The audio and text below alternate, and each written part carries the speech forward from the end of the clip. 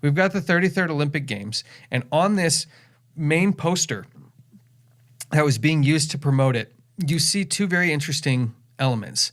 The ceremony itself, the closing ceremony especially, represented the arrival of Lucifer and the coming of a golden age. And so in this, you kind of see this torch, which is the same light-bearing torch that was given to us by France that's being held by quote-unquote Lady Liberty in New York. But whose torch is that, would you say? It's Torch of Lucifer, yeah. Yeah. So you essentially have the Torch of Lucifer, and this whole thing is sponsored by the Grand Orient of France, the Grand Masonic Lodge of France. That's this logo here. And what I think goes kind of unnoticed, and I know people will say, well, it's the Olympics, but this is common. But these laurel wreaths, these are very most often traditionally associated with Roman power. And when you kind of look at a lot of global organizations' logos today, you actually see that there are Roman laurels attached to them. And so maybe later we're going to touch on that. But traditionally, the Roman laurel, this laurel is seen as a sign of Roman power. And so what you're essentially seeing is three elements. And I know people who kind of understand a little bit about the powers that the Bible's pointing to, they'll be able to see this clearly. This is not meant to be like a aha proof everyone's, this is all about Lucifer. This is just starting to kind of build the case to say, hey, let's start noticing the signs and symbols and fruits of what's happening here and see if it's of God or if it's not of God. I mean, that's really the only two outcomes. So you've got the torch of Lucifer. That is the light that's found at the end of the high Mason walk. It's in Masonry, it's a walk from darkness to light. At the end of that light is the light of Lucifer. But at the end of the power structure on earth, what you're dealing with is a Roman power that is the entity moving forward the Luciferian agenda on earth. So in this 33rd Olympic Games, you essentially had the closing ceremony represented this very creepy, what looked like initiation or welcoming ritual where they see, I'll read it here. It's no surprise the 33rd Olympic Games in Paris closed with a ceremony dedicated to the rebirth of Lucifer, the light bringer of enlightenment. The show started with, quote, the golden Voyager descending from the sky like Lucifer's fall from heaven. Now, this is important. One leg is bent and one leg is straight. And it says in the occult, this represents the ultimate surrender, but there's actually a deeper occult meaning to this as well. And it's most often a mixture of the holy with the profane. So the straight leg is the holy, the crossed leg is the profane. But we see that it has the straight and bent, and in this occult tarot, it's the straight and bent leg. And this is going to be important because we're going to come back to this later and kind of show you that this is part of pointing to something that has been pointed to in a lot of different ways. And I think in a way that some people don't really even know is kind of hidden in plain sight in a very important building in the world. And we'll show you at the end here. But this ceremony was clearly showing this golden light bringer coming down to the earth and bringing light to the earth, almost like the Prometheus concept. Yeah. Yeah, and the idea too, like in Genesis 3, when he's talking to Eve, Lucifer's talking to Eve, Satan's talking to Eve, and he tells her that you will know good and evil, and you will be like God. And so Luciferian theology is this mixture of good and evil. It's like it is kind of you decide what is right and what is wrong, and you live within that thing. And it's like a yin and yang sort of balance in the relationship, and that's why, for example, when you talked about the games, in the opening ceremony of the games, you remember there was a piano that was going down the Seine River, and there was a piano on fire as the singer is singing the song Imagine. And I remembered that as we were reviewing these slides before we did this presentation, and it jogged my memory of that image of that piano on fire. And people were shocked by that. It was kind of breathtaking, but also very disturbing at the same time. Yeah. And you listen to the lyrics in that song, and it's basically a Luciferian utopia. The Beatles song, Imagine, you're saying. Imagine, right. Yeah. The idea that, John Lennon actually, right? Mm-hmm. It's this idea that without God, without law, without any of this, it's going to be perfect peace. And it's this idea that Lucifer freedom is at from war God's with God's law. Yeah. Freedom from God. Yeah, good without God. Yeah. Yeah. And that's exactly what they were playing at the Jimmy Carter funeral too recently, weren't At they? the funeral for Jimmy Carter, right? Yeah. I know there's a lot of, it doesn't matter which side of the fence you're really on in politics. It's all the same. It's all the same system behind it. Yeah, I think even the neutral observer who isn't just hardened in their heart to not believe any of this stuff, which at that point you just got to pray for the person and let God, work on that. But any neutral observer would watch the opening and closing Olympics and see that the entire thing was both the narrative was about God, which without necessarily the element of Jesus. So it's really just about Lucifer and God.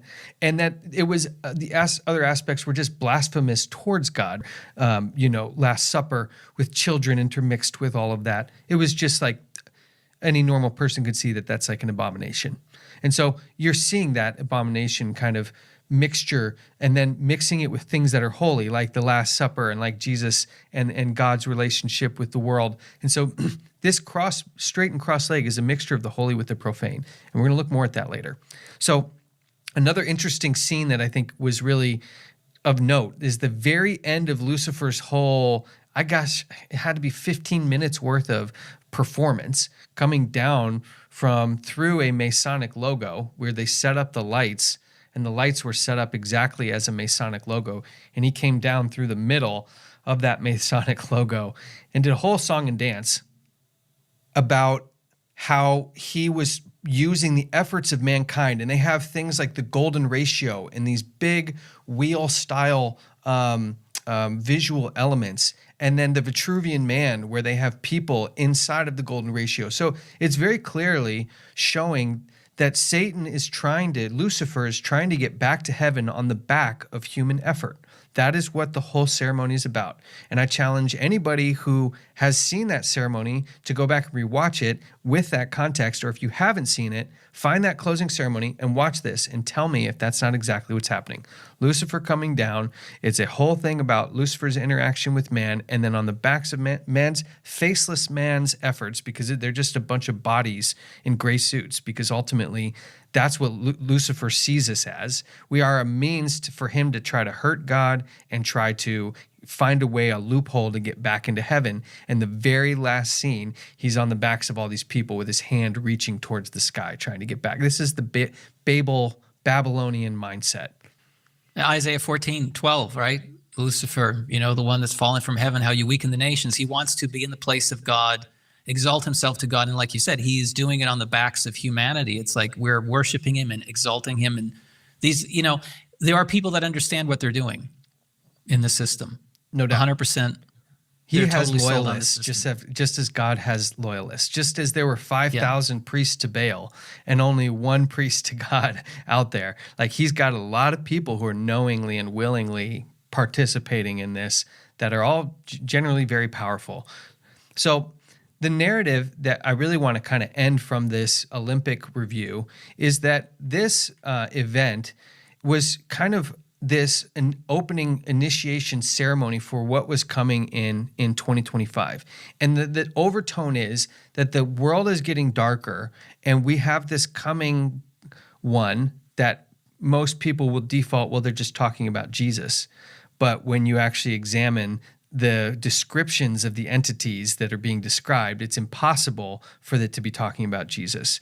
But what you kind of get, the overall arching theme is some good guy is coming back to take us into a golden age, a golden era. And I found that kind of fascinating because we kind of see this narrative emerging in this Hegelian battle where we're kind of seeing the atheist side and the forced religious side. It's now pushing back towards forced religions. And you can see the narrative around it is that there's going to be a new golden age in America. It says, here's Kevin Roberts, who's president of the Heritage Foundation. Heritage Foundation was started by Edwin Fulner, who is a Knight of Malta. So when you deal with Heritage Foundation, just know you're dealing directly with Knights of Malta, Jesuit ownership and control. And so here, Kevin Roberts is the Catholic voice saying a golden era of American conservatism is about to occur. And if you see here, he talks specifically about the entity that they're taking. This golden age is going to be like defeating who? And it's not China, Russia, or Islam. It's the radical left. And it's basically, again, like under the contention that radical left equals the spirit of the French Revolution, which is the atheistic spirit of Pharaoh. So you're dealing, again, atheism versus religion. And what Donald Trump has promised is he's vowed to bring in the golden age into America. So Roberts is talking about a golden age. Trump is talking about a golden age. And he says, his own words, this will truly be the golden age of America. You have the Olympic ceremony pointing to a golden entity coming back to bring light to the world.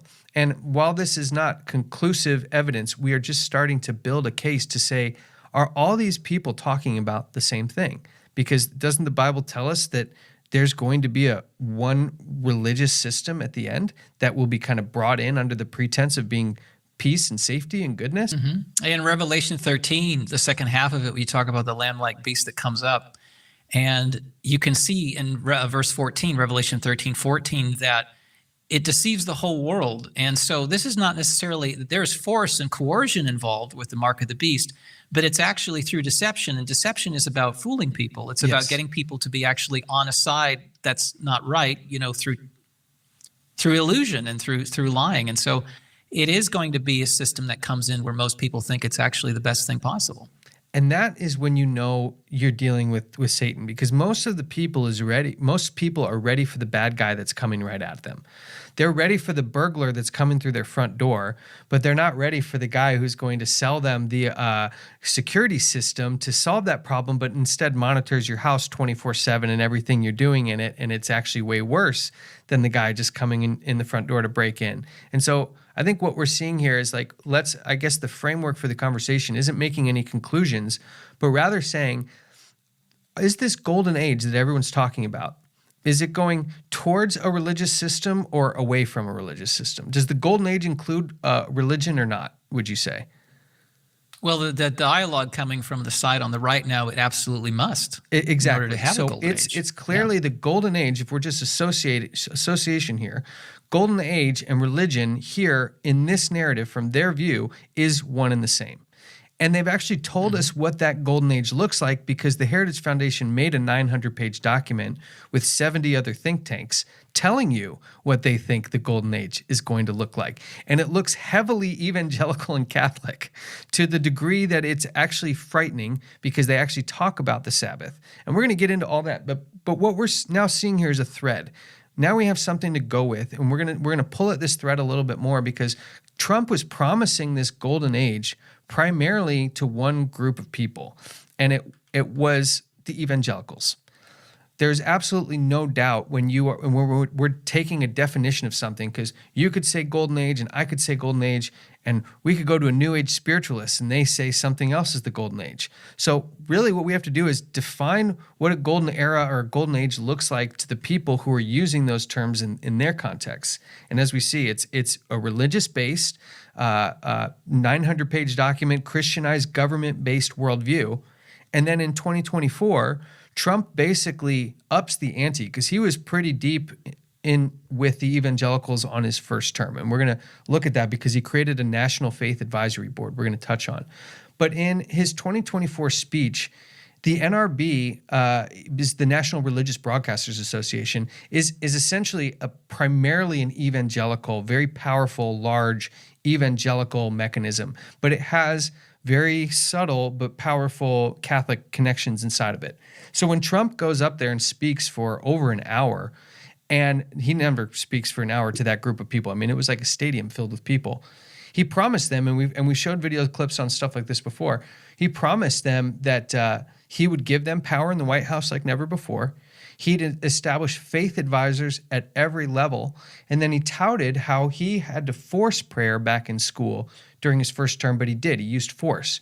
For true love involves choice. And I think ultimately as things get closer to Christ's appearing, that version of Christianity that is being warned about in the Bible that gathers all the world into one system, it will be a force system. And then that remnant group will have a message that is clear and true, but will be done in the conviction of one's own conscience, the freedom of choice to believe and choose and think freely and intelligently in order to make an informed decision for your personal relationship with Jesus Christ, but at no point will advocate for any forced principle to make someone do so. That'll be a big difference. So one of the things that I think is concerning is like the faith advisors that he's talking about. And I'm going to put faith advisors at every level. I'm like, now you are solidifying the Christian worldview from one perspective, meaning let's just look at the fruits of what he did. We don't have to make unfounded statements. In 2021, so his last time, his first term, Trump's National Faith Advisory Board had 5 heads, and all 5 of them were evangelical, charismatic, Pentecostal backgrounds, which ultimately has a very specific version of the gospel that has prosperity involved. It's got tongues and languages of unknown origin involved, and has a whole host of other elements that involve kind of like this spiritual, again, experience, kind of pointing back to what we're talking about with the celebrity aspect. Like they're having spiritual, emotional conversions, but maybe not a real doctrinal relationship through God's word. And so if that version of Christianity is being promoted, and that version holds every single one of these people hold a third temple rapture theology, well, now that becomes, if they're going to Christianize the government, that becomes the main mechanism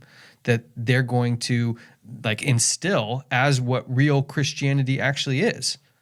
And when the Bible is the standard, if it's a sola scriptura mindset, well, then our experience or feelings or thoughts are actually just subjected to whatever the word says, right? And that's where you can get 100 different Christians having 100 different definitions of all these different things, is because we're not actually using the Bible as the foundation to make the conclusions and the determinations. And I think we're going to see that may not just be like by accident, that there's actually been an element at work to kind of push this spiritual relationship over doctrinal understanding. And we're going to keep going here, because I think people may see where this thread leads is something that this has actually been a planned maneuvering of the churches in a way to have this end result. And I think we're going to touch quickly on Project 2025, because it has some things inside of it as we're starting to see like, okay, there's this golden age that's being promised. It's under this evangelical ideology that Trump has promised from his last term and as recently as 2024, right before he got elected again, that he's going to put evangelicals all throughout the American government. Now, people will say, well, he's come out against Project 2025. But like Jesus says, you will know them not by what they say necessarily, but what they do. And so I think one of the things we can keep an eye out for in 2025 is what does he actually implement from this Project 2025 document? Because he can say he's against it to make sure people don't not vote for him. Now that he's in office, he can kind of do whatever he wants, and you're not going to kick him out before his term's done. So you are left with essentially, we need to watch out for what aspects of the Project 2025 Trump is going to implement, because you can guarantee that the evangelicals around him have been made major promises around some of the things found in the document. Now, there's 900 pages, but through it, I think there's some key things that we can just cut some of the noise out and see what they might do for this upcoming year. So the first point is, as we talked about, a massive effort to Christianize the government. So first thing we should see is, do we see more of that Christianization of the government? Faith advisors placed in certain places and so on. In this particular document, they did identify the Sabbath, and we're actually going to look at the places where it says identify Sabbath as Sunday. It identifies that the woke atheistic culture is the enemy, again, kind of establishing that accounting for atheism is not spiritualizing prophecy away, that it is a tangible, real enemy that the false prophet is using to fight, to get church and state closer to being united. And that the document itself and the organization that put it together primarily was run by the Knights of Malta. So one of the things I want people to like take in as a reality of what they're dealing with when I make statements like, the Knights of Malta are running organizations like this, is that it's being said with actual proof. Like there's lists you can find online, verified lists of Knights of Malta. Some of these individuals wrote in biographies and in their letters about being parts of the Knights of Malta, but that this group is most often associated with the intelligence community. And here's just like a list. In fact, let's take people full screen here so they can see it. This is a list of major verifiable Knights of Malta.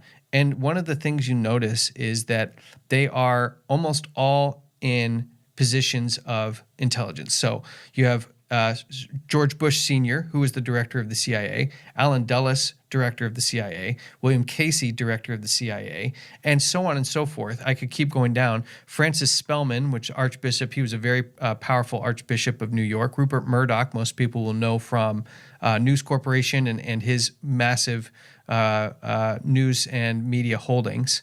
And so, and Reinhard Gehlen is one of the most misunderstood and known names in this whole looking at who's running the world behind the scenes and why. Gehlen was an SS officer for the Nazis and was actually one of the original founders of the Mossad, the Israeli intelligence arm. And it goes to show that Rome, and it's something that I'm sure we'll talk about in the future, that Rome is going to play a part in all the intelligence agencies around the world. So when people think that there are powers, against each other, unfortunately, that's just the evidence shows that almost every intelligence agency was founded and started in some connection to the Knights of Malta and the Catholic Church. So you just kind of find yourself asking, is this a coincidence or not? And then people will say like, oh, is there just a group of men around the world plotting these evil, machinations and what they're going to do? And like, quite seriously, the answer is yes. If you look at that Knight of Malta table and you were to pull out every name of every person sitting at that table and what they discussed, what you would find is that is some of the most powerful people in the world. They own some of the largest organizations that you've never even heard of that are behind the scenes of name brands and things that people know. And what you're left with is, yes, a group of people loyal to the Vatican to the death, because that's what knights are. They're Vatican loyal knights that are implemented to have strategic hands in almost everything, and the intelligence community is one of those things. And I think for people who don't take that seriously, you're going to have trouble making progress until you just realize like this is what the Bible's pointing to on how the world operates. This is the Roman mechanism at play in reality. Yeah, and I think too, people become very skeptical because they just think of it as a human-run operation, and it is far more than that. It is actually a supernatural operation. Exactly. So when you take into account that you have a very powerful being with a third of the angels that fell from heaven that are actually behind the scenes in this entire thing, you can understand how this could be threaded through so much of human history and have such foresight to plan centuries ahead. It's because it's supernatural, and it's on the backs of humans, as it was in that. From the closing ceremony of the 33rd Olympic Games, you see that it's the humans that are involved in doing this, but it's a confederacy that is really run by supernatural forces. And these being knights, as I kind of pointed out in the Trump episode that I kind of started, where we're going to look further at Trump and show that a lot of the people that he has appointed as appointees for his new cabinet are Vatican loyalists and have knights connections as well to the Knights Templar and to the Knights of the Order of Jerusalem. So this is a very real aspect of our reality that I hope more people can take seriously, because it comes out in the form of when we see things like Project 2025, we have to know where the Heritage Foundation came from. This is the guy who started it, Edwin Fulner. He's an open Knight of Malta. That's not a secret for him. These guys are actually proud of it. I mean, the current head, he's a Canadian lawyer in Ottawa, and I showed him last time. I think his last name's Dunlap. But like, they're not. If you go up and ask him if he's a Knight of Malta, he's going to say yes. So people are like, well, how do you know? Well, you can find out because some of them are secret. They don't want everybody to know each person, but some of them are open. Some of those CIA directors, Alan Dulles and so forth, Casey, they were well-known Knights of Malta. So he also has his fingers in a lot of weird other circles. People don't really know of groups like Le Circle. It's actually a secret society, kind of like the Bilderbergs, that up until recently, like the Bilderbergs was secret, and now everyone kind of pays attention to it. But there's a number of organizations like that, which are basically like the people who are invited to those meetings. They go into small, wealthy enclaves and have discussions about these things. And so Fulner was not just on the Heritage Foundation. He was a trustee on the Monteperlin Society, the Circle he was a part of, the Institute for European Defense and Strategic Studies. He's a Bohemian Grove member. So I guess the point that I'm trying to make is when you see these guys sitting at tables like this, they're part of a whole network of like think tanks that produce more public policy and more social movement information and like strategy than I would say the average person has even any clue about. But when you know and understand these things, you can start to pull back like the surface level stuff. You see Project 2025, but hopefully now we can see under the hood a little bit and see that this is just the mother and the daughters, the mother being the papacy and the daughters being the harlot churches, kind of coming together under the mother still. Like the person that put all this together, Edwin Fulner and all the other people that are on this table like him, they're the ones kind of moving the pieces. So anybody who thinks anybody's above the Roman entity, it's just not true. And that's enforced by the fact that we have Daniel 2 and 7 and 8 and Revelation 13 and 12. And we could go down the laundry list of all the places where the papacy is pointed out as the main power for our time. Mm-hmm. And in fact, the most repeated prophecy in the Bible, time prophecy, is the 1,260 years. It's right. 7 times. I found 7 times it's repeated. So why does the Bible refer to that time period 7 times? Because that time period is the 42 months, the 3.5 years, the 1260, right? And it's found in Old Testament and New as kind of this thread. Exactly. That people, if you don't know what we're talking about, it's a time prophecy found in Daniel and Revelation that connect the 2 books, that take this little horn power that's found in Daniel and actually put it in Revelation through the identification of a 1,260 year period where the papacy would dominate, known as kind of the Dark Ages, where the Reformation kind of came out of. And from all this, the Jesuits and the Knights of Malta have been trying to counter this Reformation pretty much ever since. And so when you look at Revelation 13:3, that power that received the deadly wound in 1798 is going to come back and cause the entire world to wonder after it. So the Bible's pointing back to that time prophecy because that power is rising again. That's why there's such a fine point on it. And well, it says exactly that. It had a deadly wound, and that deadly wound would be healed. And once that deadly wound was healed, which is identified by that second beast was the one that healed it, that then all the world would wonder after the beast. Like the whole purpose of American Protestantism, according to the Bible, of the American power working as a dragon, not for God, is to get everyone to go worship that first beast again. And I always found that fascinating. Is like the whole objective of the false prophet and all that's done to deceive the world is just to get you to worship the one that looked like it's died, but it's not dead. And so in that, at the core of this document that we know, and I've just kind of touched on surface level, I mean, so many hours could be shared with all the evidence that's supporting these things. We know that this Project 2025 document is a evangelical Catholic doctrine given to us by the Knights of Malta, and therefore the papacy. And in that document, there is specific mentions of Sabbath rest. And I think that's very important because while the world's talking about a million other things, how many people are talking about the 2 paragraphs that's found in this 900-page document, specifically identifying some key characteristics about what they call the Sabbath? Do you think that's by accident that it's tucked in there, but it's the last thing anyone would ever spend any time even thinking about, but it's there? Right. Isaiah 14:12. What does he want? Lucifer wants worship. So ultimately this thing does come down to worship. That's it.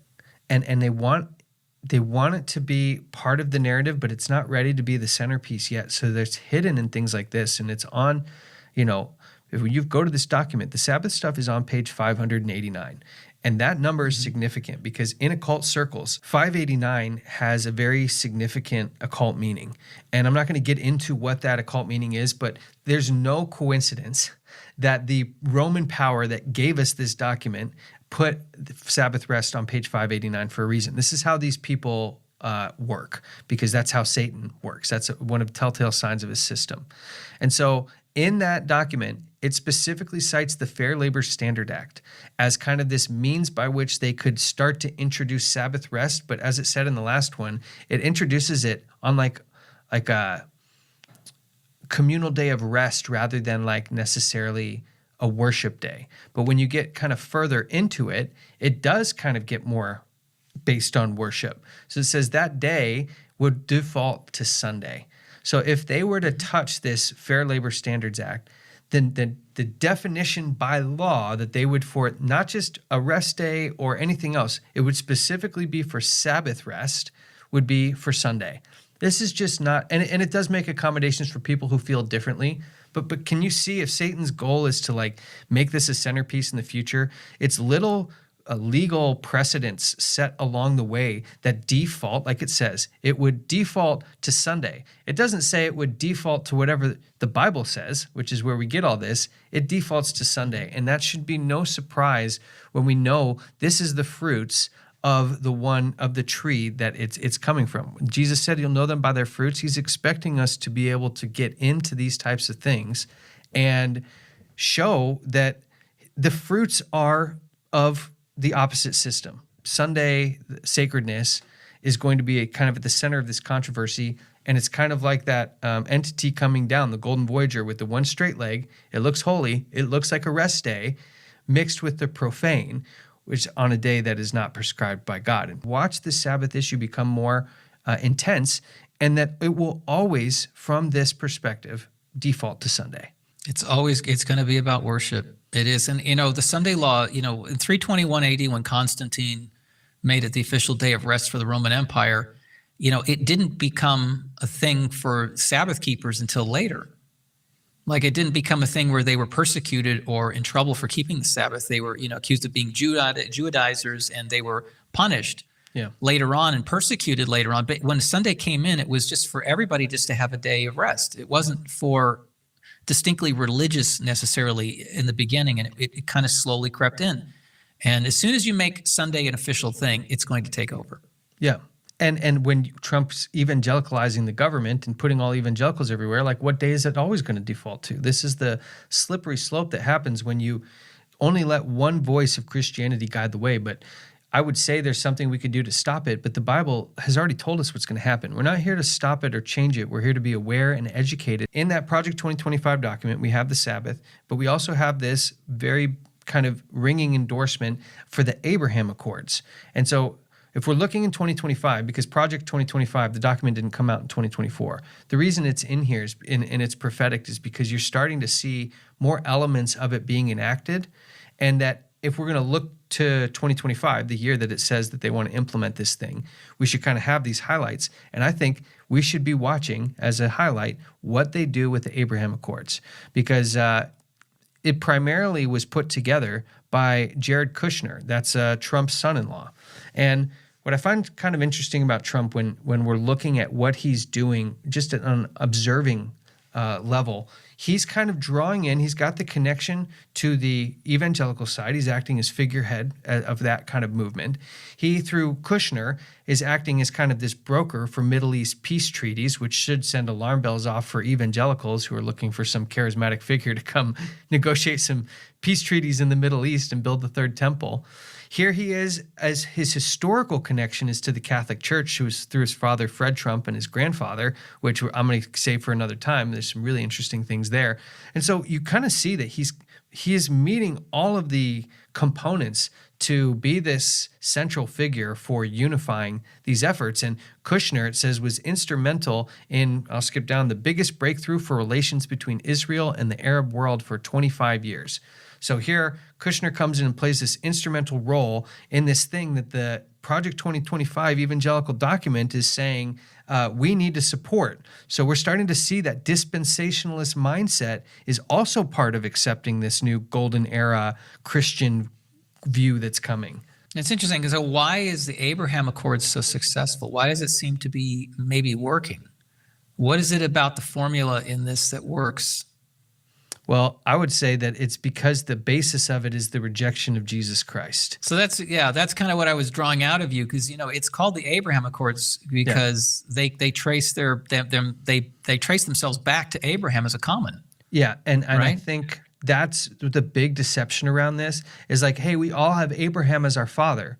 And it's like, no, no, no, no. The reason Abraham was special is because he believed God and it was counted for him righteousness. He believed in the Son of God and the coming Messiah in Jesus Christ. And anybody who wants to participate in that faith is a child of God, a seed of Abraham. And that is one of the biggest notions that dispensationalism makes and the Jewish world is making, is thinking that the covenant with God and with Israel and America being a nation placed by God, the only way you can be for God is if you are there through faith, a biblical faith in the Son of God and through his word. Like there's no other mechanism that God cares about besides the faith aspect. Do you think that's a fair statement?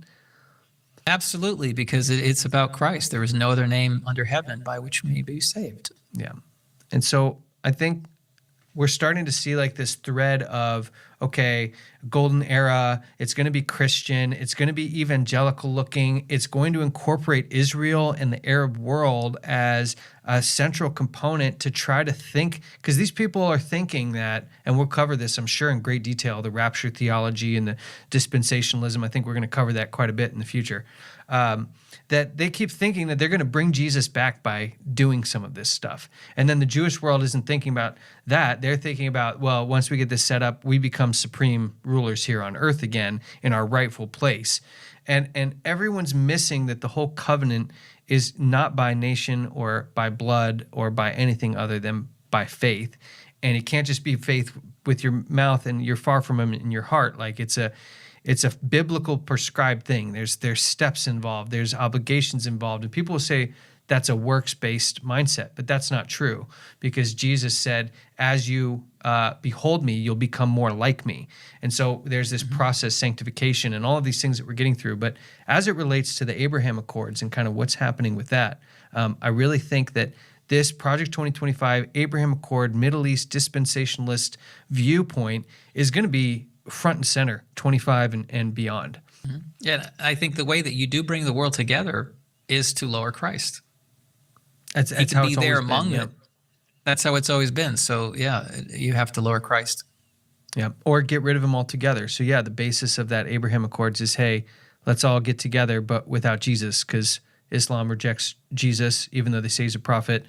Judaism rejects Jesus, and then any evangelical or participation in that is just compromising on the other two, skipping over Jesus and saying, okay, Abraham's a good compromise, but that's not how it works. It's not up to us how it works. So because we know these elements, I think it's fair to look a little bit about what proof do we have that there's a focus on this third temple. And there's been a ton of information that's been put out about this you can find on my channel. One of the things about 2024 was that you saw this huge political support for Israel in the form of financial aid.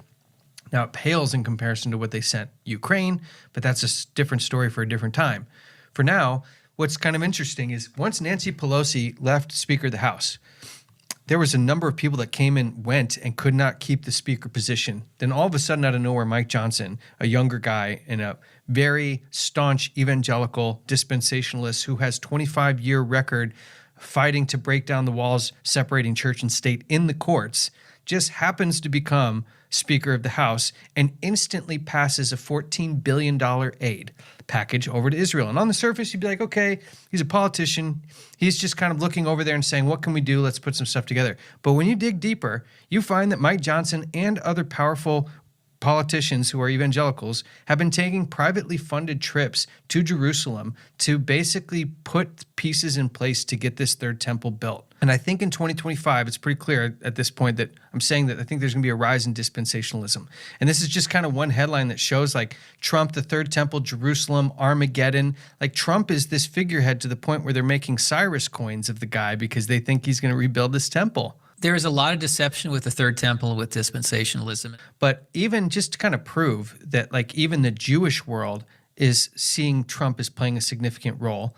They say that Donald Trump's name in Hebrew equates to the number 424. So there's a bunch of numerology and gematria, and when you get into that stuff, it just gets really twisted and dark really quick. But they're saying he's the same numerical value as the Messiah from the house of David, because that breaks down to the same numerical value. But here's what the rabbi says. He says, and it's for people following, it says, but Donald Trump is not righteous enough or knowledgeable in the Bible, I'm assuming it's saying, to actually be the Messiah. Rabbi Berger noted, Trump's connection to the Messiah is that he will play a role in one of the major functions of the Messiah. He will pave the way for building the third temple. So imagine the third temple is like an object of this golden age to be achieved. And for the longest time, there's been like a lot of pieces moving and trying to get into place. And like a chapter in a book, you haven't gotten to the last chapter. But in the last chapter, a figure shows up, almost like John the Baptist, right before Jesus, paving the way. And you see that this John Baptist showing up was like the final chapter of like this warning message to say, hey, repent, for the kingdom of heaven is at hand. Like he's coming. He's about to show up, and I'm here to usher in that way. I would say it's fair to start maybe putting on the lenses that places Trump like that for the appearing of what was in that closing Olympic ceremony, that entity that is going to come that isn't Jesus, but will wear this robe of what will seem like righteousness. And the Jewish world would be totally ready to eat that up because they're already expecting Trump to play this vital function in this.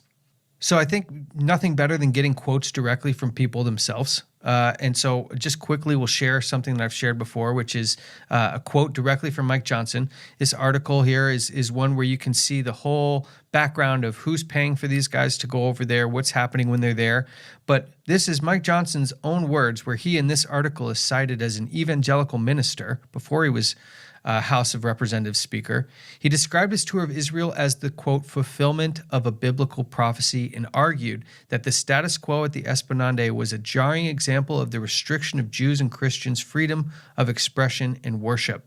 So basically, he's saying what he's doing is prophetic. He literally is placing him directly in the involvement to create the fulfillment of Bible prophecy. Is it fair to say these guys are taking the Bible and prophecy seriously?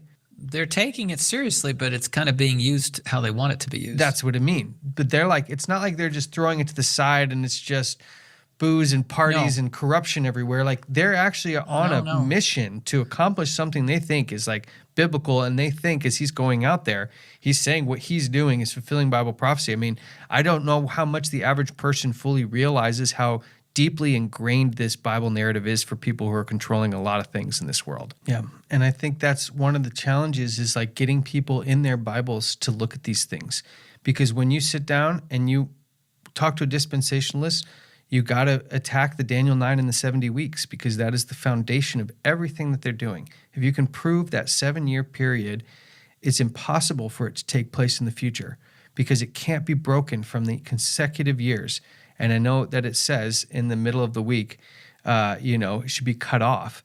But that is that one word cut off, that one misunderstanding or misinterpretation of that small phrase has born the birth of one of the most powerful prophetic lies ever presented to the Christian worldview.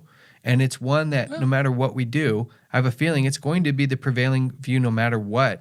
And it's just whether people hear stuff like this and can be like shaken out to actually look at it. Because if you can just prove that the 7-year period was not cut off and was part of the consistent whole 490-year cycle from beginning to end, you don't even need to attack any of the other theology. The entire structure falls down. And so I'm hoping we'll be able to tackle that in the future. But what we can clearly see is like people like Mike Johnson, who are standing right next to Donald Trump through Air Force One. He was at the Army-Navy game with Trump and Elon Musk and J.D. Vance, who we're going to get into, all those guys here in just a minute. This is the power crew that is going to be bringing in a lot of the elements, I think, that's paving the way for somebody to show up that's not Jesus. Here we see, just as a reference, that they stripped the bill that they proposed for border funding and immigration reform, but passed the aid bill for Ukraine and $14 billion to Israel. He is now the second in line to the president. So Speaker of the House, like if Vance and Trump were to something were to happen, Mike Johnson would be the president. And he, just so you get the mindset, he literally calls the conception of church and state being separated a misunderstanding. He calls it a misnomer. He says the separation of church and state is a misnomer. People misunderstand it. Of course, it comes from a phrase that was in a letter that Jefferson wrote. It's not in the Constitution. And I think the idea that these people, because let's say he's been in the business of fighting church and state for 25 years, the unification of church and state, he's fighting for that for 25 years, that he somehow has a really good understanding of it.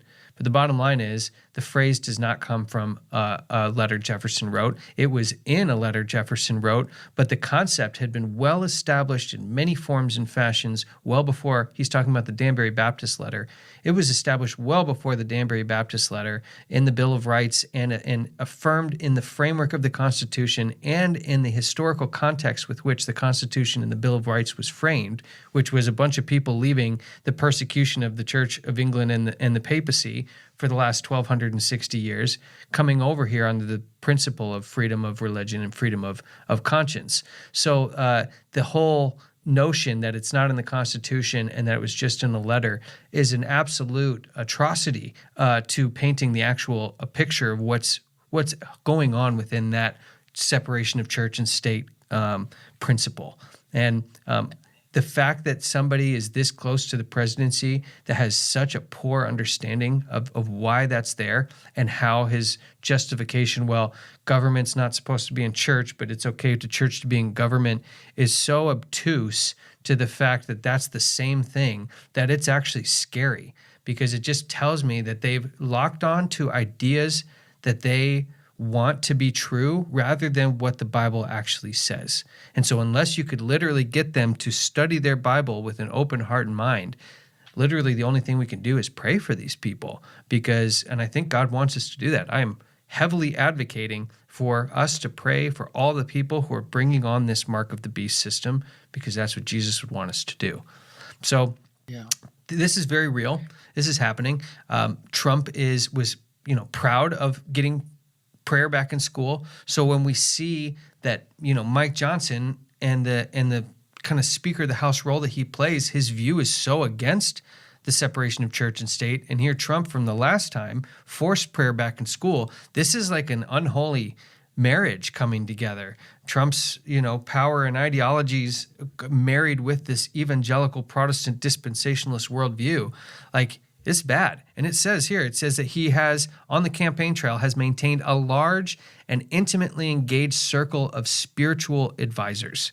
I will tell you right now, those spiritual advisors are 100% comprised of Catholic, Jesuit, and evangelical mindsets. That is the worldview that's being pitched to him. And people who are saying, well, Kushner and the Shabbat Jewish connection, well, that Shabbat Jewish connection is controlled by the Roman mechanism as well. Not something we're going to get into today, but we know Rome is the last line of defense. We know that to be true. So you can always feel comfortable knowing that that's the power behind the things that we're seeing that's pushing for this unification of church and state. It says in Revelation 13, it will have all the power of the first beast before him, which when a study is done, you can see is the unification of church and state. The power that gave the papacy was the power that it had and will get back.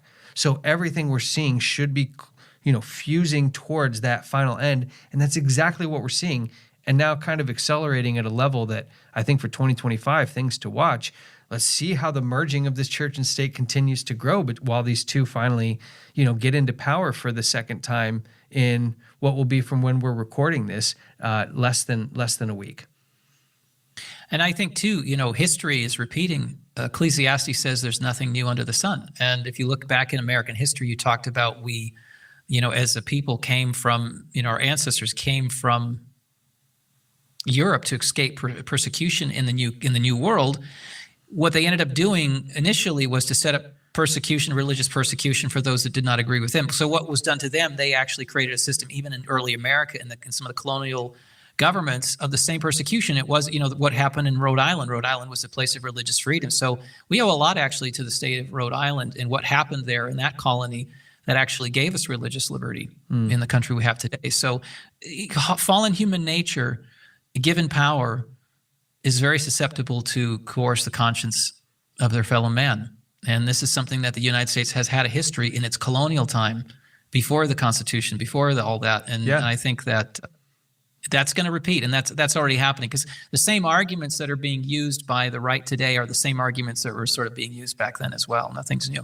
And also repeating back in the 1800s, we have, leading up to around 1888, we had the Sunday Law Bill almost come to be passed in the United States. So we almost had the Sunday Law quite a while ago.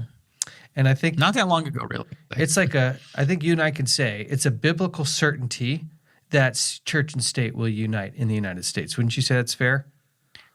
That is the book. That is Revelation 13. Daniel is about the machinations of empires rising and falling. Revelation has the aspect of it being in the sense of the ecclesiastical side, the religious side with that. And that's what's clearly shown in Revelation 13. And of course expressed elsewhere in Revelation 14. And so like the Bible says, prove all things, hold fast that which is good. And so for me, that's like, okay, go out, see if what you're saying, what I'm telling you, this power is going to unite church and state. It's going to get all the power of the first beast. Go see if that's true. And here, it literally says in a direct quote that Donald Trump's campaign, like literally put as one of their pillars, the idea that they're going to dismantle the laws to separate church and state. That was the first time. Now, in 2024 alone, you had Louisiana put the 10 Commandments as law to be in every classroom. And I know these are being fought in courts, but it's not about whether they're fully implemented and in. It's that you see the wall being chipped away. It's chip, chip, chip. And eventually some chunks are large chunks, some chunks are little itty bitty chunks. When we start seeing laws with public support mandating the 10 Commandments be posted by the state, those are pretty big chunks in my opinion. And you're seeing those happen in multiple states, which means it's really the focus is really starting to gain momentum, not lose it. And so Oklahoma and Louisiana did some initiatives. And then there was this first national public school that would receive public funding that was a religious school. And I thought this was interesting. So this was the Oklahoma one. Requiring all the classrooms to publicly display the 10 Commandments.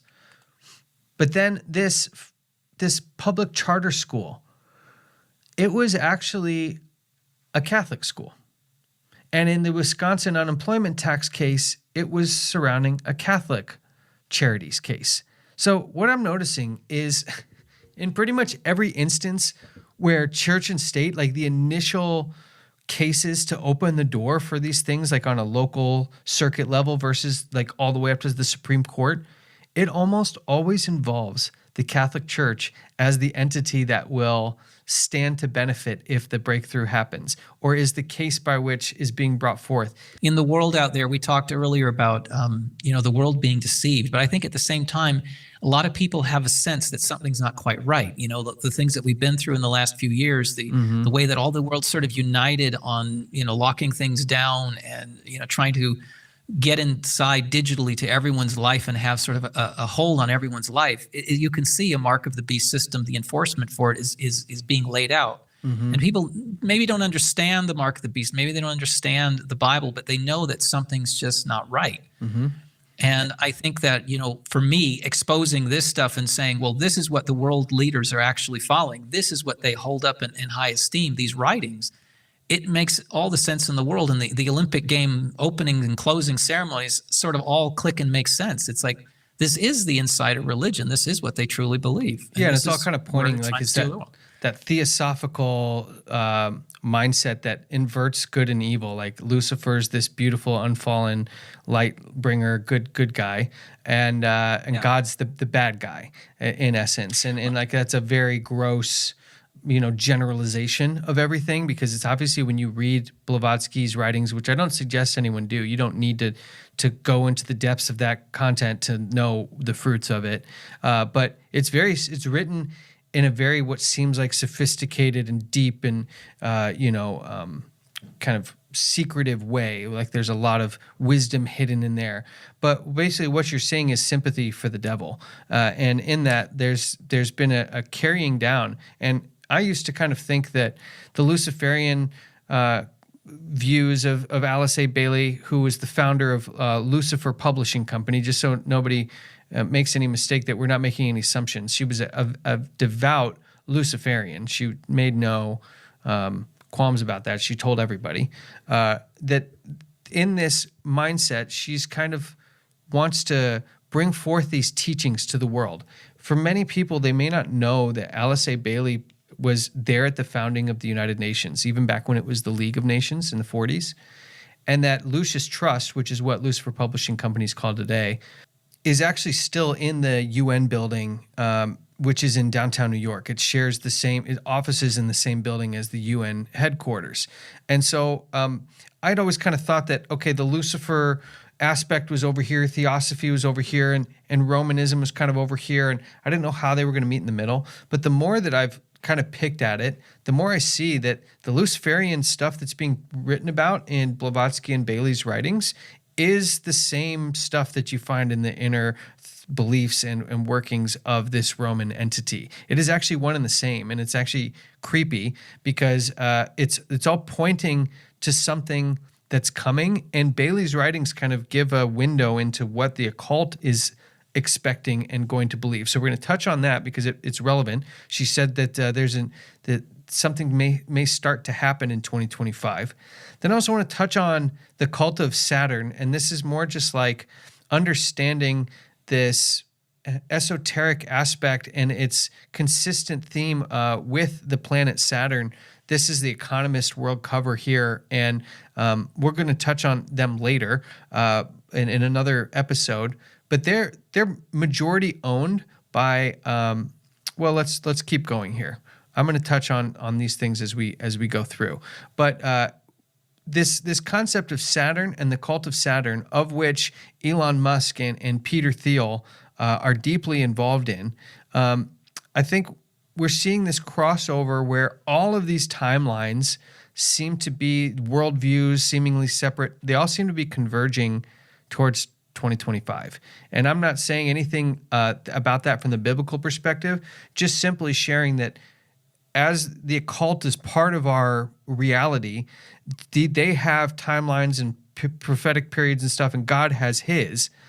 Just being aware of what they're saying and what they think is going to happen, and just see how that compares with the Bible record, I think we're seeing that it's all kind of funneling towards some major events coming in our not so distant future. Yeah, I think what's actually happening too is the occult world is actually going mainstream, because essentially more externalized because that's how you bring about, in a sense, a sort of conversion of the world to Luciferian doctrine. Is you sort of you're preparing a people for over a long period of time in culture and through the media, through everything else, to basically accept this kind of world system. Mm-hmm. And so that when it comes, you won't want the actual true biblical one. You want this one. You want the counterfeit system because it pleases you. It actually, you get to choose what's right and wrong. You get to, so get it. I don't want to interrupt the slides anymore because I have a lot to say on this coming up one.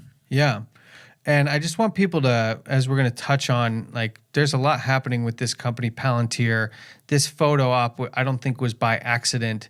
Elon Musk is playing a vital role in the background, and things we should watch for in 2025. The first one is, what did Alice A. Bailey talk about the reappearance of this entity known as the Christ and its relationship to 2025? So I just want to read directly from her writings. I didn't even quote it and like copy and paste it. I just wanted to take it directly from the writings themselves so people can see. And I'm just going to read some of this and we'll dialogue a little bit on it. But this is from the book, The Externalization of the Hierarchy by Alice A. Bailey in relation to the year 2025. It says, thus, A great and new movement is proceeding, and a tremendously increased interplay and interaction is taking place. This will go on until AD 2025. Now, when it uses the word until, what does that make you think? That means that this has actually been what's going on all this time leading up to right now. That we have, up until literally January 1st, been part of some phase. We don't know exactly. She doesn't touch on when it began exactly. I think if you dig further in the writings, you could find that out. But it's an age, it's an era, a period of time that has ended at January 1st, 2021. And when something ends, what does that generally mean? Something new is going to begin. Got to begin. And here we're talking about this brink of a golden era, this golden age, this entity, this light bearer bringer coming to earth. So let's keep reading because this is fascinating. During the years intervening between now and then, very great changes will be seen taking place. And at the great assembly of the hierarchy, so she's talking about, in this book, just quickly decode, what is the externalization of the hierarchy? That sounds very wordy. What that means is Lucifer's kingdom, Satan's kingdom, has a hierarchy, just like God's kingdom has a hierarchy. That has a visible presence on earth. She's saying the externalization of that hidden hierarchy is going to start manifesting. It's going to become like public. Like you said, the occult's going to go more mainstream. And that's the externalization of what is normally hidden to the human eye. She's saying is going to become more realized on the public surface, like a coming, something's coming. Okay, it says in 2025, the date in all probability will be set for the first stage of the externalization of the hierarchy. That's fascinating to me. So obviously, not only has one era ended, but a new one's open, and it's the opening of like the first stage of what I am getting is the final events before this entity comes. I thought this was fascinating, this next part. The present cycle from now until that date in 2025 is called technically the stage of the forerunner. Now, when they say stage of the forerunner, well, who does that make you think of? It's John the Baptist. That's John the Baptist language, right? And it says it's preparatory in nature, testing in its methods, and intended to be revelatory in its techniques and results.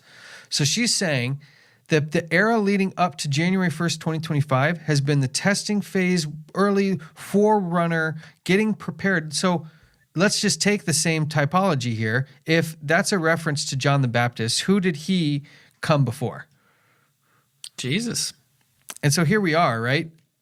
In an occult book, talking about somebody, something coming in 2025. We're going to look at a couple more quotes to make it very specific that this is not just a general like feeling or enlightened age where everyone increases in like enlightenment. It's an actual individual, but that everything being done to this point was a forerunner stage, a John the Baptist stage. And that in January 1st, 2025, that John the Baptist stage ended. Well, what happened next in the Bible? Jesus showed up. And because this is the occult, and we're going to see some further quotes to establish unequivocally that the Christ she is talking about is not the Jesus Christ of Nazareth who died for your sins. It's talking about someone completely different. But I think we're starting to see a theme here. It says, you can see, therefore, that the Chohans, masters, initiates, world disciples, and aspirants affiliated with the hierarchy are all at this time passing through a cycle of great activity. Okay, she continues. We already got one kind of biblical reference with the forerunner, but look at what she says about the Christian churches, because this is where it starts to get really strange. We were looking at the evangelical mindset and all of the other components that go along with that particular view of Christianity and how it kind of spiritualizes the religious experience versus doctrinal. Well, maybe that was by design. Listen to this. The Christian church in its many branches can serve as a John the Baptist, as a voice crying in the wilderness. I wonder how many people would be shocked to hear a high Luciferian occultist speak so openly about the Bible in such a way. And as a nucleus through which the world illumination may be accomplished, the church must show a wide tolerance and teach no revolutionary doctrines or cling to any revolutionary ideas. I mean, shattering the old forms in which they are expressed and held. Yeah. So, to all my brothers and sisters that are really using the Christianese lingo of talking about a relationship with Jesus and put aside our differences and the doctrines don't really matter. It's true doctrine won't save anyone. But realize that this is the garden path that the enemy is trying to get us to walk down in all of our churches, regardless of our denomination, is to throw away what makes us different. And because ultimately what Satan is trying to do is to throw away essentially what the Bible says. But the bottom line is, when I said that I was surprised how the Luciferian occult and the Catholic ideology so closely come together. And then you read things like the sacraments must be mystically interpreted. Like that's Catholicism. You could find that exact statement in Catholic interpretation. So we can see it's all kind of one doctrine. Listen to what she says here in the book, The Reappearance of the Christ. It is these mysteries which Christ, she says Christ, but we'll see, will restore upon his appearance, thus reviving the churches in a form and restoring the hidden mystery. A false revival happens, and people are having these experiences based on the hidden mystery. And you know what the big mystery is? It's a religious system without God. It's a religious system without the principles of God. Because it makes you God. It makes his word, irrelevant. And your experience replaces that.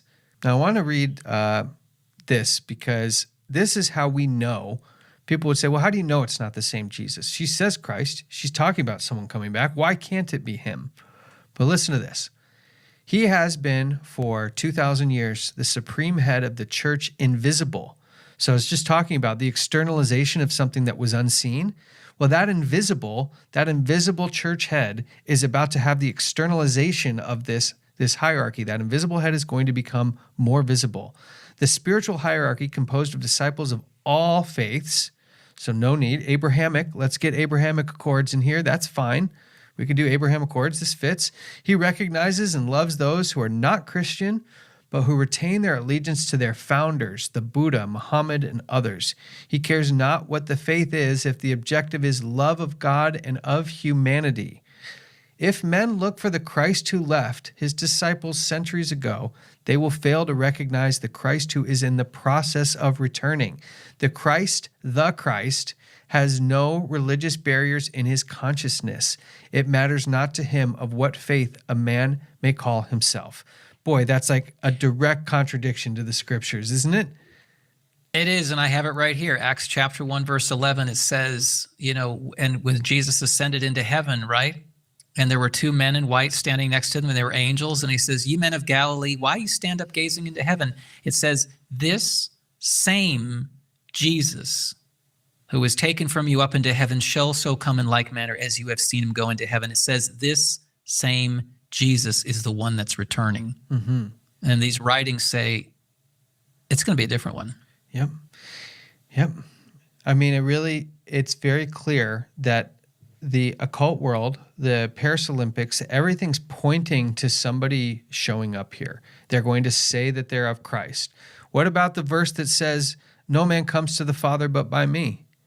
I mean, you can't have any other mechanism besides the Jesus of the Bible to obtain eternal life. And how many religions offer that exact vehicle, which means Jesus Christ, the only way?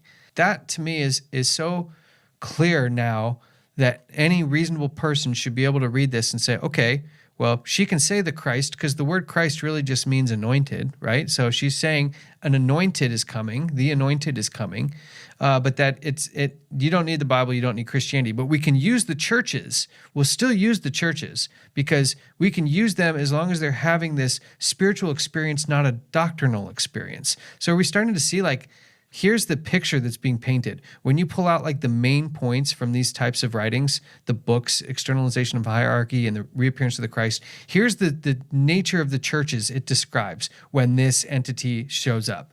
It says the churches, and I put apostate churches, but the apostate churches will be the nucleus through which the New World Order is implemented. So she has identified that the church network is actually the mechanism. It will have a revival. This revived church system will have this spiritual experience through an ecumenical, soft on sin, non-controversial, and doctrinal deficient environment.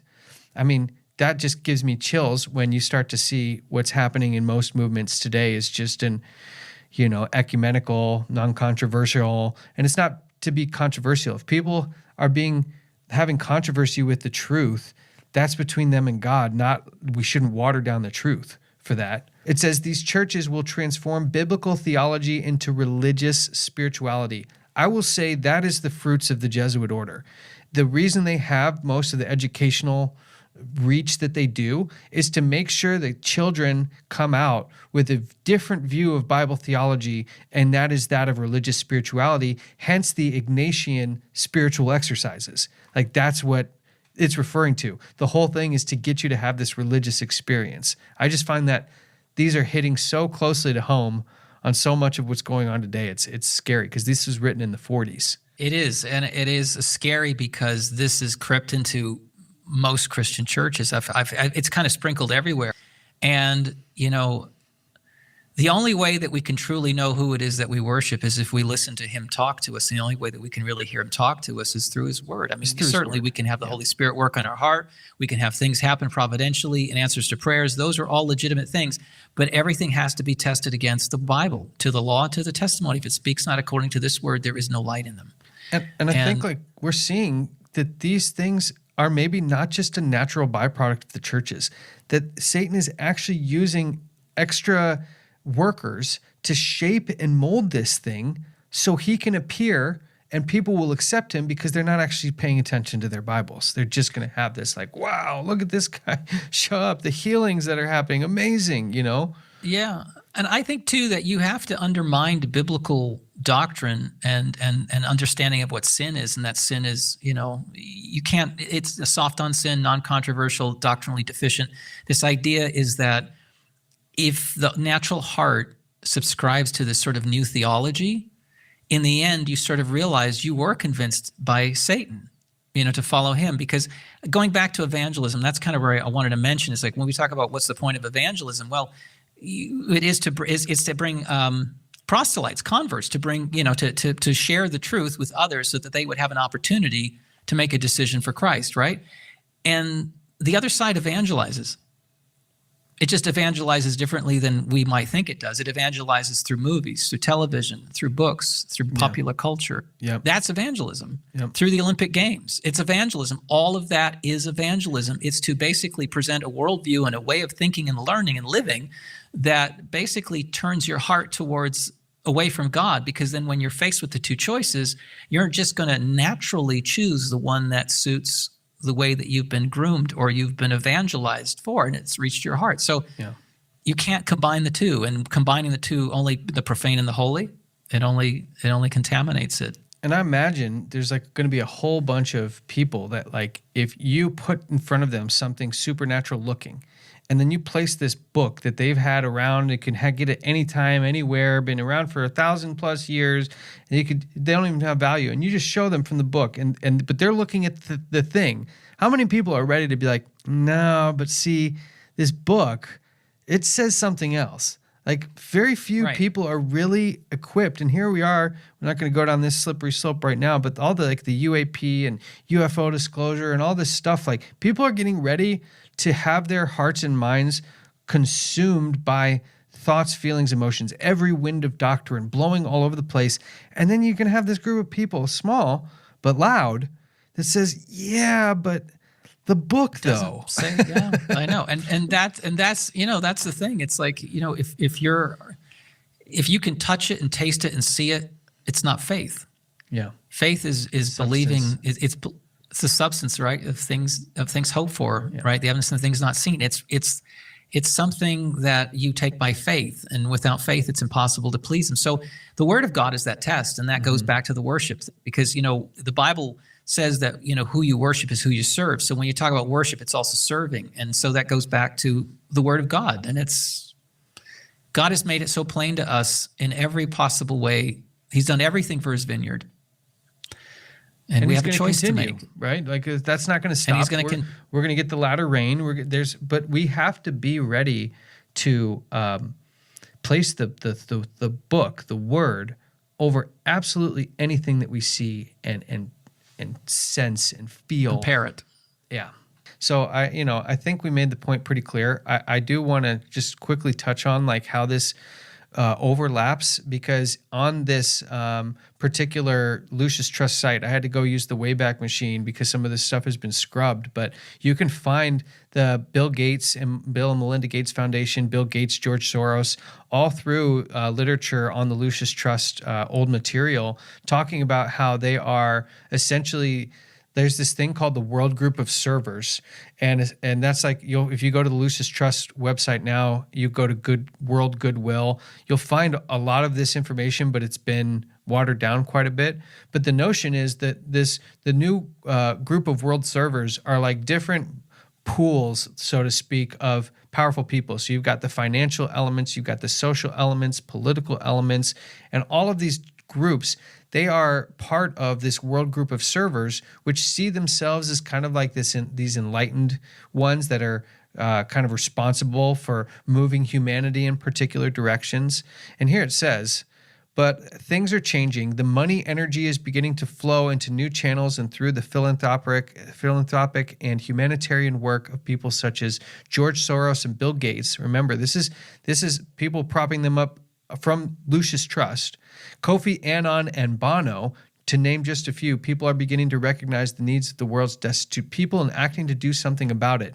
Well, this is the papacy help the poor at all costs kind of mindset, right? And slowly but surely you start to see that a lot of these entities are integrated into the Lucis Trust efforts, including the Bill and Melinda Gates Foundation, who are acting as, in this case, they're part of the pool of the financial group of world servers. And so the role of these world servers is to literally bring about the conditions for what Lucis Trust's great hope for is. It literally says, the book called Reappearance of the Christ. So all of these entities have been in cahoots, for lack of a better term, for much longer than I think people realize, with an end goal. Now, I'm not saying every person that's part of these organizations knows and understands this stuff. One of the Jesuit models is the military model of compartmentalization, where everybody's on a need-to-know basis, and really it's very few at the top that hold the full scope of what's happening and why. And I want to say that about Hollywood because, a lot of time you can do those, you can go through, those reaction videos where you go through, music videos and you see other things. And it's very easy to see the occult symbolism and the stuff that it's promoting and it's all of that. But not everybody in there, I'd say the vast majority of them don't even really know what they're doing. Yeah. And who they're working. Because I was there. I was working in that business. I was doing those things, making that product. And because that's what it is. I mean, it is product, and it's evangelistic in nature, and it really is, just like you said, exploiting fallen human nature and desire for ego, for career, for gratification, whatever it may be, and you're exploited. And there's certainly people, on the way up have to do certain things to sort of sign into that and become initiated in it, for sure. Yeah, that does as happen, you hit certain ceilings along the way, what I found in my experience, you have to do the. You got to cross over certain thresholds, and that's when you got choices to make, right? And that's kind of being exposed to some degree right now too. I don't think people really realize how ingrained these two systems really are, even though they kind of seem opposed to each other. Because right now, I think most people's worldviews would be that all these environmental companies are just good for the planet type things, don't even realize that many of them have been started by people who are part of this Luciferian network of these world group of servers. So I think we pretty plainly cleared Alice A. Bailey's pointing 2025 as something important. The papacy also marked this as the start of something new. It's a Jubilee this year. I think it's kind of probably coincidental, but probably not coincidental, that this Jubilee is marking end of something and the start of something new. Now, It's called the Jubilee of Hope, and I think it's around the hope that they're talking about is the hope of the return of Jesus Christ. But in reality, I think we're all starting to point to there's going to be a return of someone else. And I think it's kind of, we don't have enough time to get into it today, but the role that the letter X is playing in conjunction with this crossover into this new era is something that we're going to lightly touch on today and explore more as we dig into these topics more. But this symbol here, you've seen the PX, the Pontifex Maximus symbol before. Mm-hmm. And then in the Greek, this XP represents the chi rho. It's kind of this ancient Roman title for the Pope Caesar, which gave him ultimate authority over everyone, and it's kind of like this means of salvation. Well, what most people don't realize is that in the Greek, the X, the chi, that represents Christ. So when people hear the term Xmas, it's not really just to like shorten it to be lazy, but the X literally in the Greek would represent Christ. So Xmas, Christmas, Christmas. And so I think it's something that we need to touch on because I don't know if you've noticed, but Elon Musk bought Twitter and made it a particular letter. What letter was that again? X. So the X. The letters X and P are often used as another symbol for Christ. The first two letters of Christ's name in the Greek are X and P. Chi is the first letter of the word Christos, which means Christ. X has been an acceptable shortening of the word Christ for nearly 1,000 years. You know what's interesting is when you look at the history of the letter X, it has also had another entity associated with it. And one of the things I had kind of a big breakthrough with when I was coming to Christ and realizing all this was that the devil, he knows Scripture better than anyone except for God, right? Mm-hmm. He has had enough time to be able to create knockoffs. So when I first was a New Age spiritualist, I looked at the Christ story as one that was actually a knockoff of the earlier stories of virgin births and, sacrificial gods that go through this whole story that you can find in pretty much every ancient culture, all the main ones, Babylon, Egypt, so on and so forth. Well, you're then left with like one of two conclusions. The first is that it is a knockoff and that the Christ story is just a repeat, of which you would have to handle an abundance of other evidence to offset in order to establish that.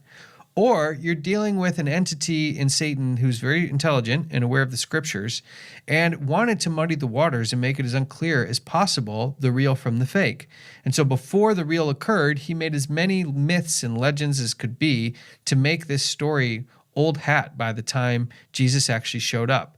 And one of the things that I think he did in advance was realizing that this symbol X would be symbolized with the god Nimrod. Now, Nimrod ends up being, you see all these other names over here, Baal, Dionysus, Marduk, Mithra, Apollo, Ra, Osiris. These are all very common names for the same entity. Like all of it translates back to Nimrod. And who was you? Can you tell us a little bit about Nimrod? Well, Nimrod was the builder of Babylon, and he was actually a great builder. He was the first man that we know from archaeological records, the first man that ever called himself a king. Mm-hmm.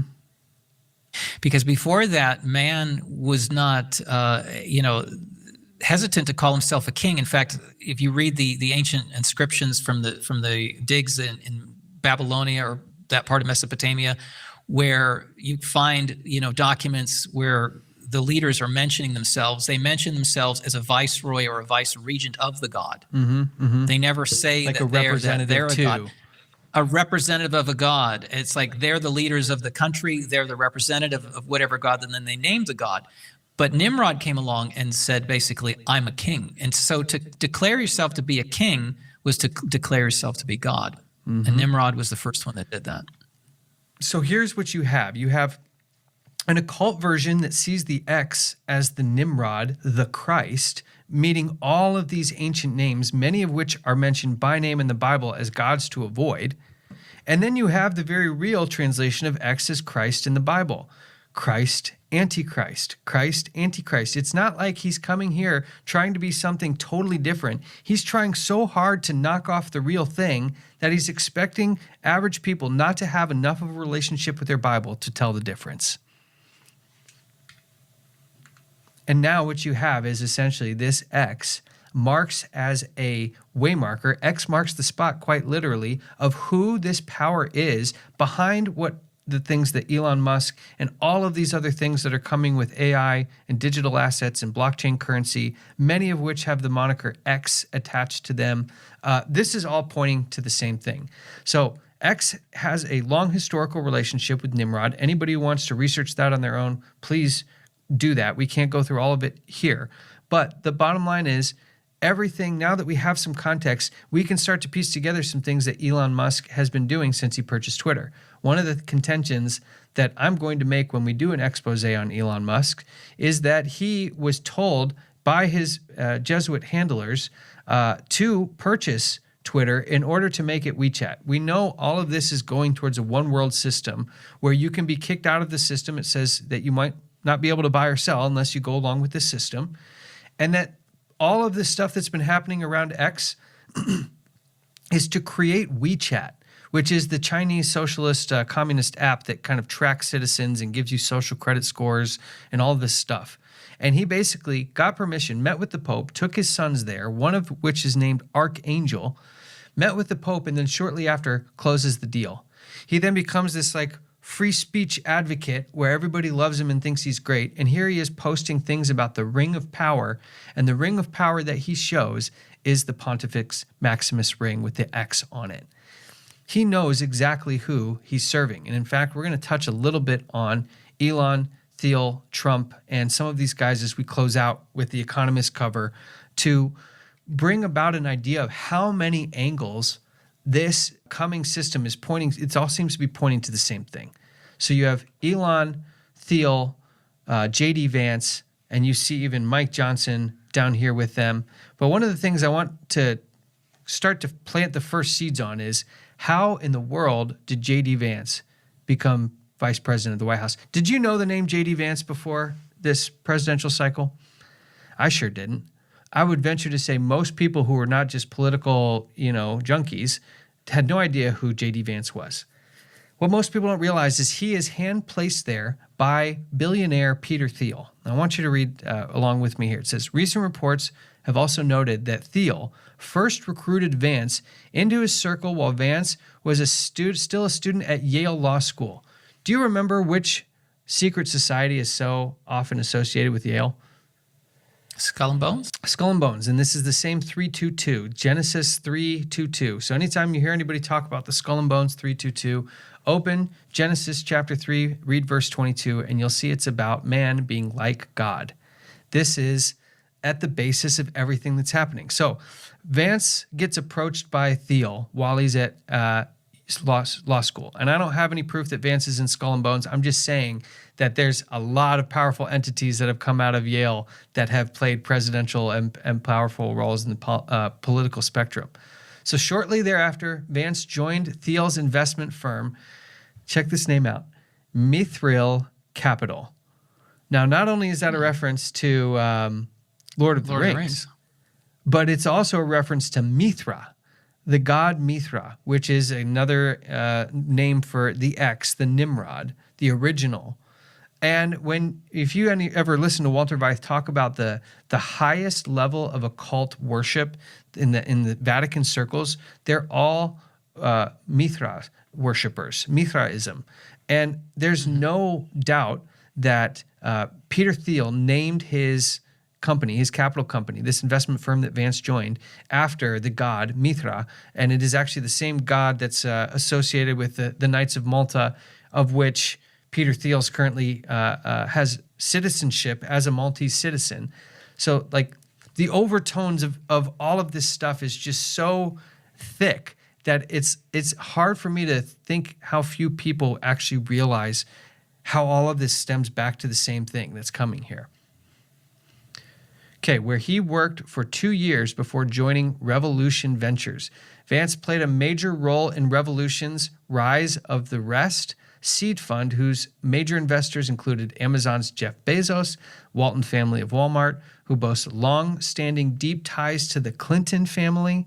Vance later launched his own venture capital firm, Naria Capital, in 2020, where he was heavily funded by Thiel and Google's Schmidt. What you have here is J.D. Vance is essentially the tech mafia's hand-placed pick to get into the White House, and there's a reason for that. And the reason is this company right here to the side, Palantir technology company. They are basically running global governments. And actually, as we take a look at Peter Thiel, some may remember him from his days at PayPal. Do you remember when Musk and him were starting PayPal back in the day? Yeah, and look what's on the card. Exactly. The original card they had at PayPal was the X card. The X card is, again, in relation to Christ. In fact, the Antichrist, in reality, in their view, it's the Christ. When Elon Musk talked about making Twitter X and bringing that online, he was like, we are about to complete the circle from when somebody posted this picture with this X card.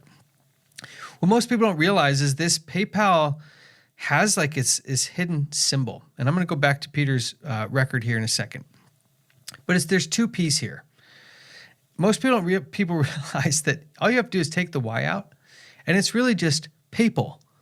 The front meaning, the blue P, the outward meaning, is the outward PayPal payments company. The inner hidden P is the papal entity that's behind these two, and we're going to look at more of that in future content. And the entity behind the X, the coming reappearance one that's coming in the form of the Christ. And you see Peter, after his PayPal days, he goes on to co-found Palantir that has strong ties to the CIA. He goes on to become a member of the Bilderberg Group. He's deeply involved into the military-industrial complex as his company Palantir is signed up with the governments of Israel and the United States to help run their AI functionality for war and other intelligence strategies. And he's funded most of the major companies you see today have funding directly or in part from a Thiel-related entity. And he is big on using this Palantir AI that's being used at a big government level to start getting into big data pre-crime, where they will track Americans' movements, social media posts, and more real-life activity to create a full-on monitoring apparatus that can tell you do crimes before you even commit them. Could you see any possibility where this is ripe for issues? Yeah, well, it's peace and safety. All this in the name of peace and safety. Yeah. Crime. Yeah. And so there's no doubt that while most of the world is looking at Musk, who is partners with Thiel, very few people are actually talking about Peter Thiel and his role in what's coming. It says Peter Thiel's latest venture is the American government. He's deeply tied in with Trump and the administration. And in fact, I would say the only reason Vance is there is because of Thiel.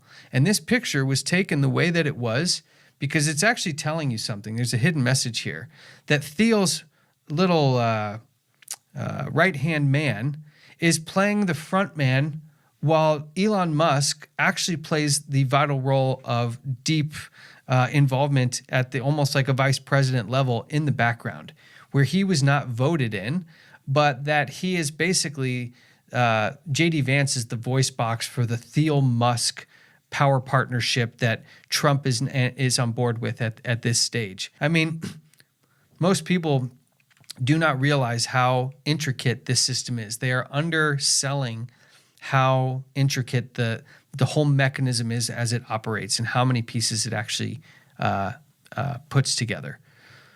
And it's very easy to get sucked into the politics because the politics will cause you to choose a side. When you choose a side, you're captured by that system. Yeah, and people out there who I think I even saw a comment recently on one of my videos that was like, oh, you're way off about Trump. You have no idea what you're talking about. And all I can say is just wait.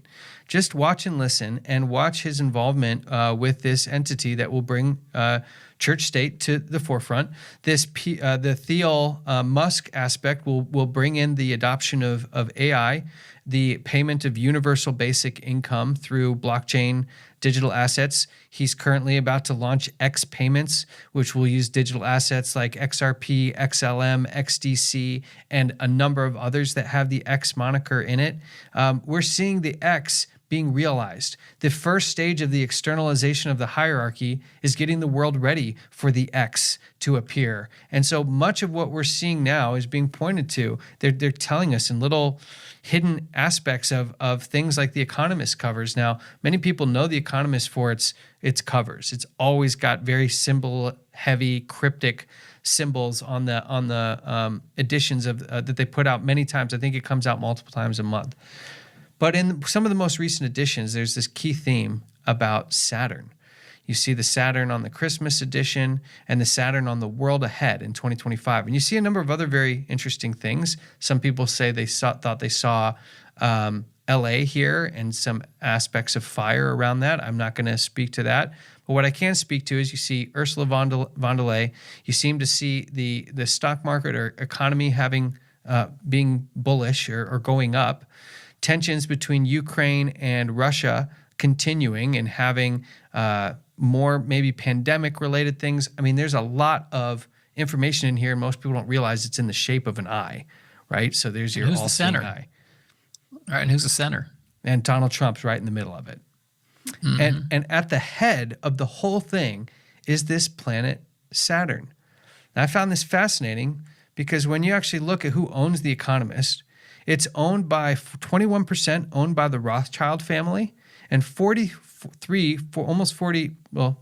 43.5% of it is owned by the Agnelli family, an Italian family that goes back to the Roman, ancient royal Roman families, owners of the Fiat Auto Company. And you may remember all the Pope stuff and the Fiat cars that he was driving around in. So the Agnelli family has had a number of high-ranking bishops and cardinals in its history. So when you see the Economist cover, you are literally seeing the Roman Catholic voice, and Rothschilds, they'll say, is Jewish. But the red shield, Rothschild, they were the holders, they were the guarders of the papal treasures. So very much in charge, controlled by the papacy. And you're seeing the papacy telling you things before they happen. And here they're telling you this Saturn element is going to be part of 2025. So what is and who is Saturn? Here it says, the ancient Roman worship of Saturn, the fallen god of the Golden Age. The fallen god of the Golden Age? Yeah, it's a theme, isn't it? Hold on. There's a guy on YouTube now who's like showing pictures and then going like this and then going into Google, and people are seeing like him making very quick connections. It's a clever way to do this. But here we are. We've seen this Golden Age entity coming down in the Olympics. We see Kevin Roberts and Donald Trump talking about the Golden Age. We see Saturn coming up and Alice A. Bailey talking about a coming one, an enlightened being, a light bringer, who she openly says is Lucifer. And now we have this overtones of Saturn. And when we look at who Saturn is the Roman god of the Golden Age. This seemingly odd story makes more sense if you consider that Kronos, which is another name for Saturn, the Roman god Saturn, that's like his Greek name, rule on Earth is called the Golden Age. In Greek mythology, civilization was necessary after Prometheus brought fire to humanity and Zeus punished him. So here Prometheus brought the light. There's Lucifer, bringing down the Golden Age, and God, the bad guy, got mad at him for it. And now Zeus is not really the real God, but in this story, he would act as the one who got mad. This story was imported to Rome and coexisted with what seems to be the earlier version of Saturn as the bringer of civilization. So if we're about to see a new era, a new golden age, this is the new age of civilization. The Italian golden age wasn't the absence of civilization, it was the beginning of it. And Saturn's reign wasn't heavenly, it was right here on Earth. My kingdom is not of this world. I saw Lucifer fall like lightning from heaven to the earth. He's here. He is the god Saturn. He is the. He's been here for 6,000 years. Mm-hmm. He's been here for 6,000 years playing this game. As Alice A. Bailey said, the head of the invisible church, who is now at the start of 2025, the first phase of the externalization of this entity coming and pretending to be Christ, has begun. 100%. And here are two logos. The Stellar, which is one of the XLM currency, another X reference that will be on the lips of everybody once they learn what's coming in this new digital asset landscape. And then the new logo for Gronk, the new AI logo for Twitter. And so when you see here, does that look like Saturn to you? Sure does. And over and over and over again, it's all pointing to the same thing. Gronk is actually, I'm going to touch on this when we do the expose, but Gronk and some other things that Elon Musk has posted are their names traditionally for demons when you look at the history of the name Gronk. And Gronk was in that Guardians of the Galaxy movie too, right? If I remember correctly. And it's a name, anciently, a name for a demon. And it's not the first time Musk has named something of his around a demon. Musk is actually the #1 Diablo player in the world. Diablo is a very famous video game, and it's not easy to be #1 in a popular video game. And somehow Elon Musk is the #1 player of the game called Devil. Now, people will say, oh, this must mean he's the Antichrist or Trump's the Antichrist. That's not how this works. The Antichrist is defined clearly in the Bible who that is. He's the man of sin, the Pope.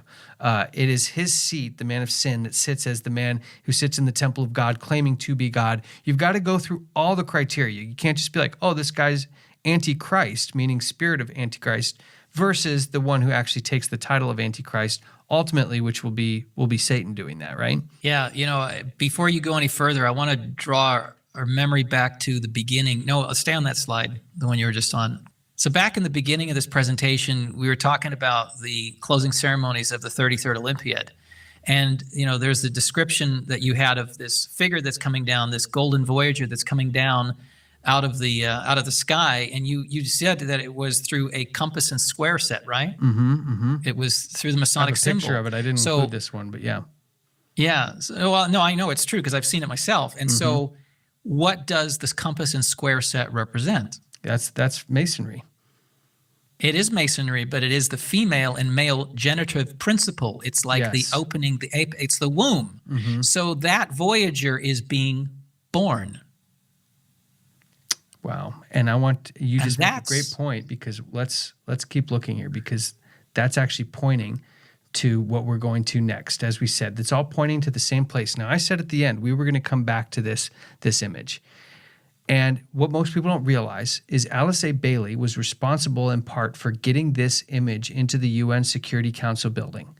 If you have not seen this before, go Google it and look at what this image is, because what you're looking at is the transference of a world that's in the darkness to light, the Masonic principle of the walk from darkness to light, the old dead era into the new era. And we're going to do a whole breakdown in the future of everything you're seeing here. But for now, we're going to focus in on this marriage scene that's happening at the top of the whole portrait.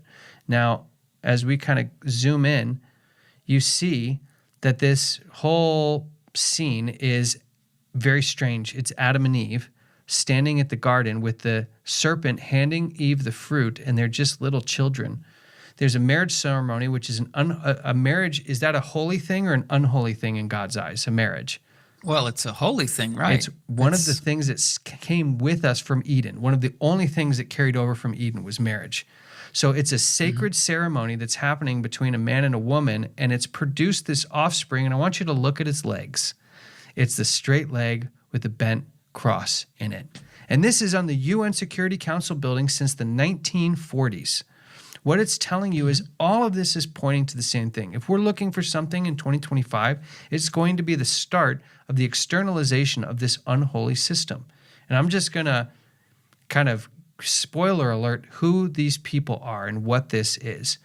When you read Catholic doctrine, where the Bible talks about the marriage of Jesus with his church, the Catholic doctrine on the matter is the Holy Spirit married to the Catholic Church.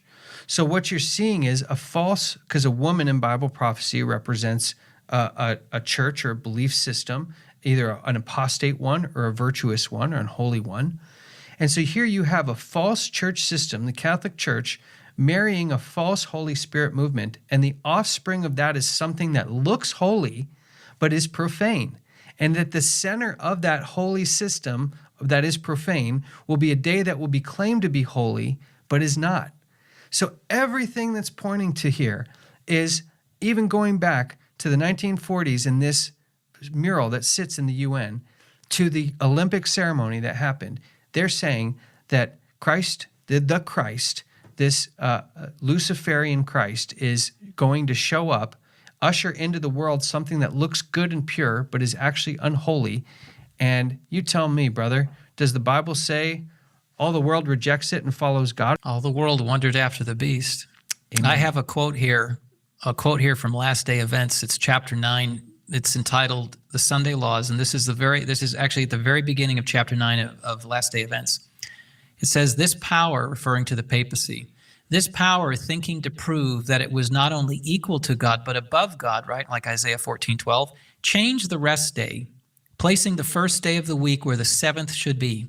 And the Protestant world has taken this," and this is the quote, "child of the papacy, to be regarded as sacred. In the word of God, this is called her fornication." So it's being depicted on that mural there. The Bible calls fornication, and that is the child of the papacy. You just nailed it. Absolutely nailed it. And I want people to really let this sink in. This is not conspiracy. This is a plan. This is a plan that's been unfolding for a long time. God has given us his word that clearly calls this thing out for exactly what it is. And then the world is showing us at literally every turn, whether ancient or new, that it's all pointing to the same thing, and that from the occult perspective, this is not Matt and Andrew saying this, from the occult perspective, they're expecting somebody to show up pretending to be Christ. That is exactly what the Bible talks about the dragon, beast, and false prophet doing. The abomination of desolation standing in the holy place, and all the world eventually coming to worship the beast. So, brother, we don't want to give a message that isn't hopeful, because this is not meant to scare or intimidate or make you think that they've already won, so give up. The whole goal is to get you in relationship with your Bible and with Jesus Christ, because he is the victor. He's already won the victory. And so here we sit today with the privilege to be able to walk in the valley of the shadow of death and fear no evil, to be able to walk with the confidence and faith of Jesus Christ. And I'm not saying here you and I are impervious to being rattled and shaken, but what we're doing is we're building up our faith in realizing that whether we choose to believe this or not, this is serious, this is real, and something's coming that the world is not quite ready for. And the only detector for error, truth and error, is the Bible. Amen. If it speaks not according to this word, it's because there is no light in them.